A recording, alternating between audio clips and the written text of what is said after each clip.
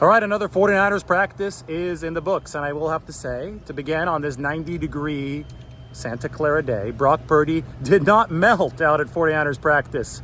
That, of course, is a reference to Albert Breer's article. Kyle Shanahan said that Brock Purdy would have to melt at practice to not be the 49ers QB1. Purdy was fine today, 15 of 19. He did throw an interception. That was Talanoa Hufanga jumping the out route to George Kittle. Other than that, there was one kind of tight window throw that Purdy tried to squeeze in there to Deebo Samuel that, it looked like Deommodore Lenoir got his hand on it, might have grazed off of Deommodore Lenoir. But Samuel, he's out-muscled people in the past, out-muscled Lenoir again to make the catch. So Purdy got the lion's share of reps, as you would expect at this point. We're moving closer and closer to the regular season. Again, there's never been a competition for quarterback one ever since Brock Purdy came back healthy. The competition is for two, and Sam Darnold and Trey Lance, compared to Purdy's 19 throws, they only got 6 throws apiece today. Lance was 3 of 6, and Sam Darnold was 5 of 6 for the 49ers on this day. I will say that Purdy, he finished this session in move the ball work, where they actually move the chains and it's more simulated game work. Purdy finished really strong. 4 of 5 in move the ball work, including 4 straight completions. There was one to Brandon Ayuk that ended practice essentially for the first team down the sideline that Ayuk skied up to get near the pylon. And Kyle Shanahan, at that point, he'd seen enough from Brock Purdy in the first team. He said that was a good day at the office, and he shut it down. It's what happened after practice today that was more interesting. 49ers defensive coordinator Steve Wilks is being open about it. Isaiah Oliver is on the hot seat at that Nickelback position. The 49ers have opened up the Nickelback competition. They fully opened it up. Just to get you caught up, Isaiah Oliver was a veteran they signed from the Atlanta Falcons this offseason. It was presumed that he would be the 49ers starting Nickelback. I mean, Steve Wilks even said that he thought that Wilks was the best nickel on the open market. So the 49ers went and got him. He has gotten essentially all of the first team reps for the 49ers so far, or had gotten all those reps up until today. Today, the 49ers kicked Deshaun Jameson, the rookie undrafted free agent, in the Nickelback. But Steve Wilks, after practice, he said that the 49ers need to see more consistency from Isaiah Oliver.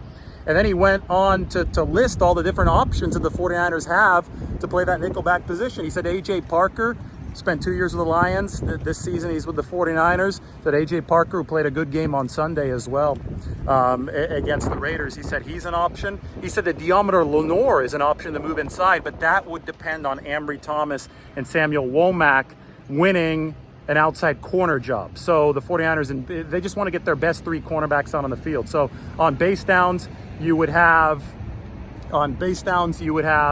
Deommodore Lenoir and Charvarius Ward on the outside, and then on nickel downs, Lenoir in this scenario would move inside, and then either Ambry Thomas or Samuel Womack would take over the nickelback role. And Quantrez Knight, he's also a player that can do everything, but he wasn't one of the initial players that Steve Wilks listed. But, first of all, this is remarkable transparency from a defensive coordinator. We'd been used to Robert Saleh and DeMeco Ryans really not, I don't want to say threw Isaiah Oliver under the bus today, but we had seen them kind of just sugarcoat how things were going with some of the players who might be struggling. They would just say, they would keep it positive. Today, though, Steve Wilks clearly said that the 49ers need to see more consistency from Isaiah Oliver. We saw Oliver play in the game on Sunday, even though no other 49ers presumed starters did play on the defensive side of the ball. Kyle Shanahan then, after the game, was very open as well, saying that the only reason that Oliver played is because he hasn't locked down a starting spot. And today, Steve Wilks said that nickelback position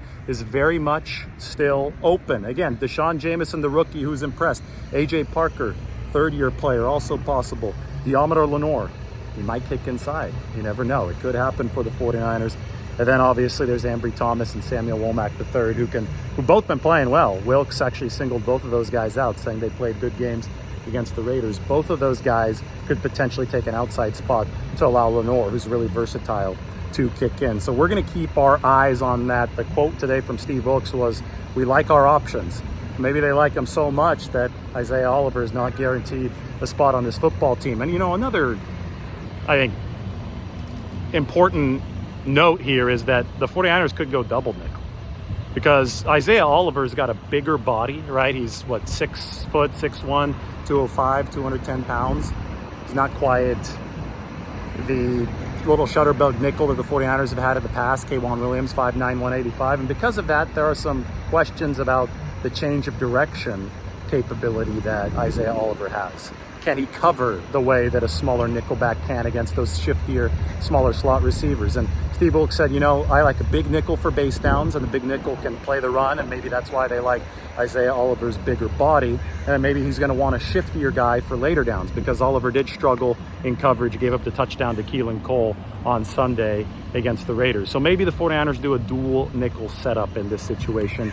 It is possible. They are paying Oliver some money. It's only a couple million per year, but there's about $4 million of fully guaranteed money in his contract, so it would incur some dead money for the 49ers to cut him. So maybe they're just looking to diversify that nickel role. That's always an option for the 49ers, especially if they have multiple young cornerbacks who are impressing and who deserve playing time. They can actually pick and choose who goes into which role to make sure that they create the strongest situation possible at nickelback. But that's our first true kind of roster press conference intrigue, I think, so far of this offseason. People try to make that intrigue at cornerback. It didn't really exist. At quarterback, it didn't really exist because Brock Purdy's QB1. Obviously, QB2, something that will probably settle itself in the preseason games, but it's that nickel spot that I'm really, really looking at with great interest right now as the 49ers move forward. Other notes from practice, why don't we have a look? Christian McCaffrey had a long touchdown run. Sam Darnold had a nice run moving away from the pocket. Darnold, he's got some wheels. Darnold is a former number 3 overall pick for the, not for the 49ers, for the Carolina Panthers. 49ers have gotten him for cheap relative to what Carolina had to pay. Darnold had that nice, I would say 15 to 20 yard run today. I thought one of his most impressive plays from the game against the Raiders was when Darnold was able to flush out of the pocket and throw it away. I mean, it looked like a sure sack, but Darnold's got some burst, just like Brock Purdy does, some ability to get away from the initial rush and extend the play long enough to at least throw it away, and that's what he did in the game against the Raiders. Pretty cool conversation on the sideline today. I'm standing there and I just hear Jalen Graham and Marcelino McCrary-Ball talking shop after a possession, helping each other out. That's a second-year linebacker helping a rookie linebacker. Both of these guys, plus another rookie in D. Winters, can absolutely fly. I mean, the game tape is impressive from Sunday. You're not going to be able to go sideline to sideline very often against the 49ers if their presumed depth at linebacker between McCrary-Ball, Jalen Graham and D. Winters, one of those guys is going to be the third backer, but it's Warner and Greenlaw at top, and we know they're fast.